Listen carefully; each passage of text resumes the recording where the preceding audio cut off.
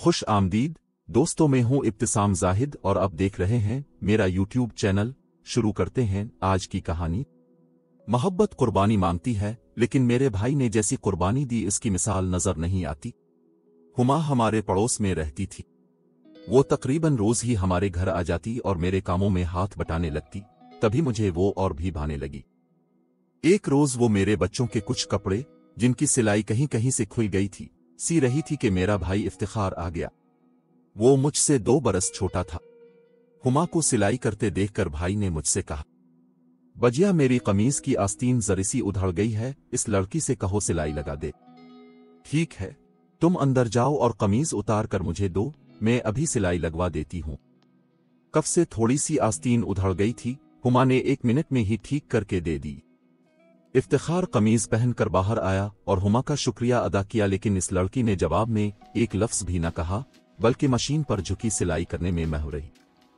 इफ्तिखार अपना सा मोल लेकर चला गया, लेकिन अब वो रोज मेरे घर के चक्कर लगाने लगा। हालांकि पहले तो हफ्ता 10 दिन बाद आता था।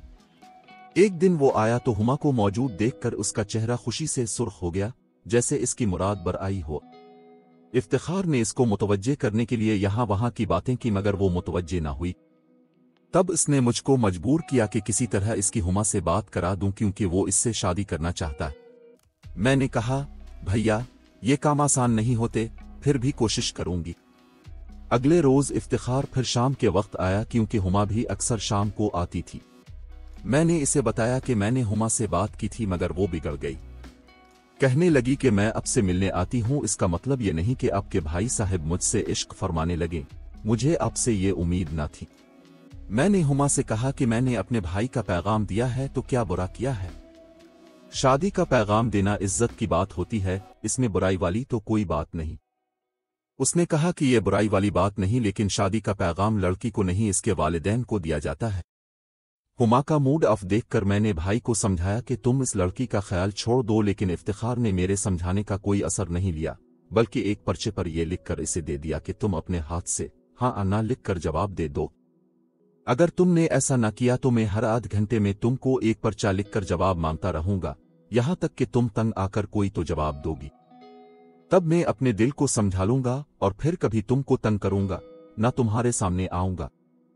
उसकी तहरीर ने असर किया और हुमा मेरे घर आ गई। उसने मुझसे कहा कि उसे मेरे भाई इफ्तिखार का रिश्ता मंजूर है। बुजुर्गों के जरिए बात चलाएं, अगर मेरे वालिदैन मान गए मुझे कोई एतराज ना होगा।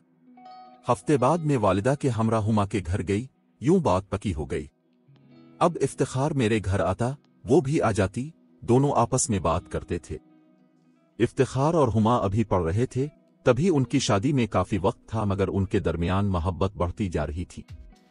ताहम दोनों की मुलाकात कभी तन्हाई में ना हुई, वो मेरे सामने बातचीत कर लेते थे। उनका ये सिलसिला 1 साल चला, वो भी मेरे घर और मेरे रूबरू। एक दिन हुमा आई तो कुछ उदास और परेशान थी। मैंने वजह पूछी तो कहने लगी, इफ्तिखार से कुछ जरूरी बात करनी है, उनको बुलवा दें। ऐसी क्या बात है जो उसी से करनी है? वो खामोश हो गई। मैंने बेटे को भेजकर भैया को घर बुलवा लिया।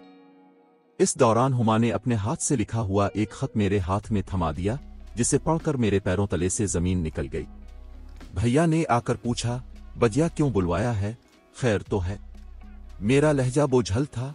इफ्तिखार को शक पड़ गया कि जरूर कोई गैर मामूली बात है। भैया, इसको तुमसे कोई काम है।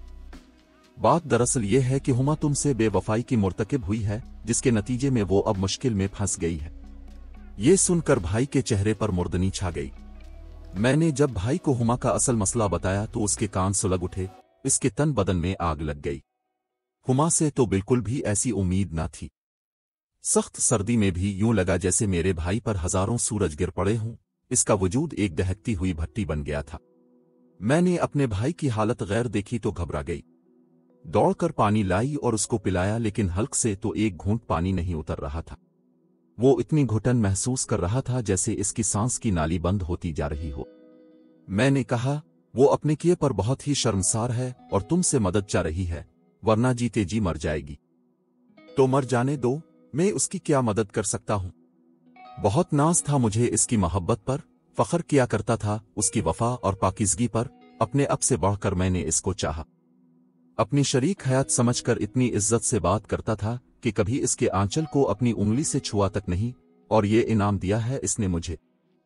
हुमा भाई को गुस्से में देखकर चली गई, लेकिन इफ्तिखार को ऐसा महसूस होता था कि इसके पांव पत्थर के हो गए हैं और अब वो एक कदम भी चल नहीं पाएगा। जाते जाते मैंने हुमा का खत इफ्तिखार की जेब में डाल दिया। वो मिन्नतें करके गई थी कि मैं ये खत किसी तरह इफ्तिखार को पहुंचा दूं। खत में हुमा ने भाई से मदद मांगी थी, लेकिन वो किससे मदद मांगता? कौन था जो मदद करता? मेरे भाई की इज्जत ही नहीं, सारी जिंदगी खत्म होकर रह गई। भाई घर गया और सीधा अपने कमरे में जाकर अंदर से दरवाजा बंद करके रोने बैठ गया। आज मंगेतर ने इतना बड़ा जख्म लगाया था कि वो अपना मर्दों वाला हौसला खो बैठा था। हुमा का खत पढ़कर उसका खून खोल रहा था। हुमा, ये तुमने किस जुर्म की सजा दी है मुझे? वो फरियाद करता रहा। अगले दिन दुकान पर न गया तो शकीब ने बुलावा भेजा कि आए क्यों नहीं। न आने की वजह दरियाफ्त करने पर भाई की आंखों से आंसू टपक पड़े। सोचा कि इसको कैसे कहूं कि अब कमाने से मुझे कोई दिलचस्पी नहीं रही। दौलत कमाऊं तो किसके लिए?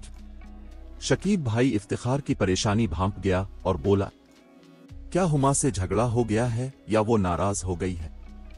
शकीब न सिर्फ बिजनेस पार्टनर था बल्कि भैया का बचपन का दोस्त और गमगुसार भी था। बिला तामुल भाई ने इसको सारा हाल सुना दिया। बात करते हुए मेरे भाई की आंखें आंसुओं से लबरेज थीं। शकीब ने दिलासा दिया। देर तक समझाता रहा मगर भाई को कोई फर्क ना पड़ा। वो आधे दिन में ही दुकान से वापस चला आया। दूसरे रोज दुकान पर जाते हुए इसकी मोटरसाइकिल किसी की कार से टकरा गई। फिर खबर ना रही कि क्या हुआ। होश आया तो कीचड़ में पड़ा हुआ था। लोगों ने उठाया और घर तक पहुंचाया। शकीब हालत पूछने आया। अभी इफ्तिखार भाई की हालत न संभली थी। उसने नींद की गोलियां खाई हुई थीं। दोस्त को इसी हालत में हुमा का खत दे दिया। उसने खत पढ़ा और फिर भैया को सुला दिया। 2 दिन वो सोता रहा और जब जागा तो मौत का सा झटका लगा। तबीयत में कसलमंदी अपनी इंतहा को थी। उसने शकीब को बुलवाया। आज वो कदरे इस मौजू पर बात करने को तैयार था। चाहता था कोई हल निकल आए। दोस्त से मशवरा किया। उसने कहा, मैंने खत पढ़ा है। उसने तुमसे बेवफाई जरूर की है, लेकिन खुद से भी कुछ कम दुश्मनी नहीं की है। अब उसे अगर कुछ उम्मीद है तो वो भी तुमसे ही है। बाकी हर तरफ उसे अपनी हलाकत ही नजर आ रही है। तुम चाहो तो इसको सजा दो, मगर उसने अपने गुनाह को तुमसे छुपाया नहीं है। तुम भी क्या सजा दे सकते हो? ताल्लुक ही खत्म कर दोगे। सो वो तो हो चुका।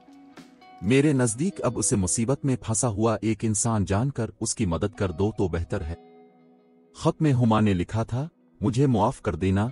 मैं 2 कश्तियों में सवार थी, इसी वजह से भंवर में फंसी हूं। मैं बहुत परेशान हूं। बर्बाद करने वाला मुझे धोखा दे गया है। इंसानियत के नाते तुम्हें तुम्हारी शराफत का वास्ता देती हूं कि मेरी मदद करो और मुझे मरने से बचा लो।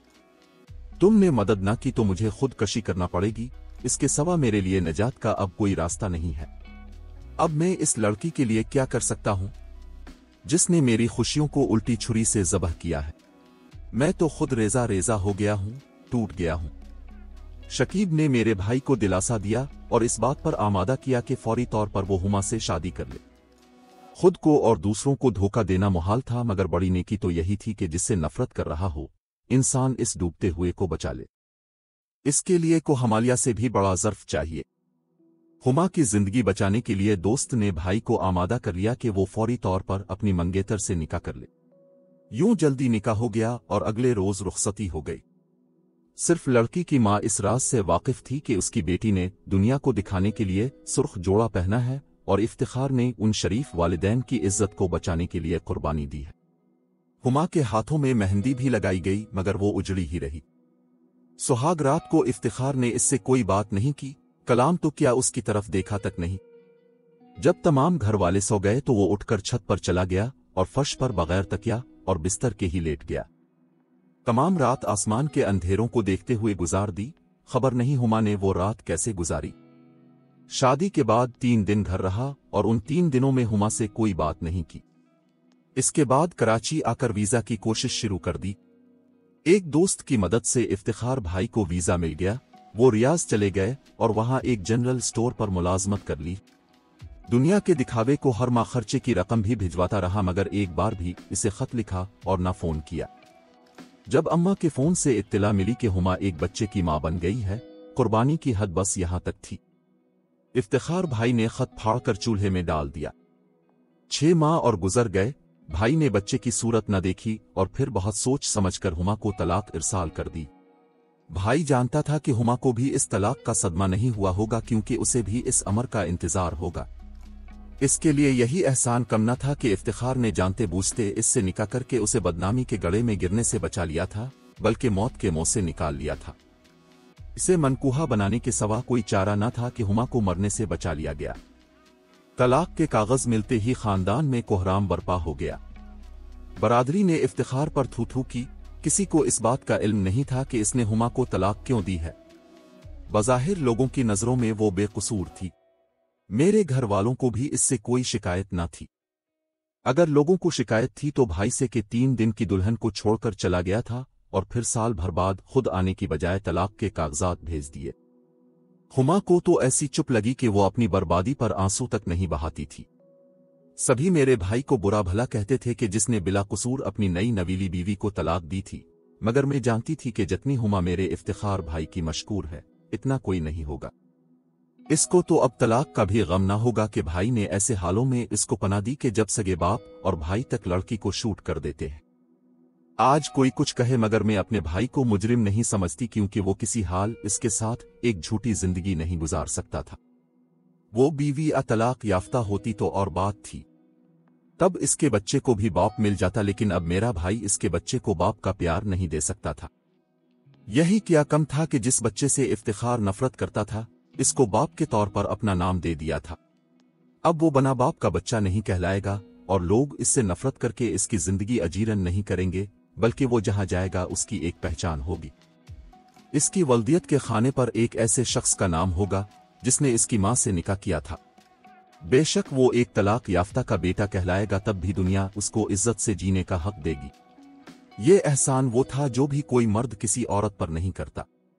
मैं सोचती हूँ मुमकिन है मेरे भाई को एक बेवफा लड़की से कुदरत ने इसलिए मिलाया हो कि इसकी मखलूक को जीने का हक मिल जाए, और भाई की आला ज़र्फी के बाइस एक मासूम जान कोड़े के ढेर पर दम तोड़ने से बच गए। भाई कहते थे मुमकिन है कि मुझ नकारा से कुदरत ने यही काम लेना हो। बाद में सुना था कि कुछ अरसा हुमा अपने वालिदैन के घर रही, फिर उसके वालिदैन ने एक रिश्ता ढूंढकर उसे इसके घर का कर दिया। वो भी कोई नेक आदमी था जिसने इसके बेटे को भी गिले लगा लिया। सुना है कि वो अपने घर में खुश व खुर्रम आबाद है। खुदा करे ऐसा ही हो। कैसी लगी आज की कहानी कमेंट बॉक्स में जरूर आगाह करें। मुझे दीजिए इजाजत। खुदा हाफिज।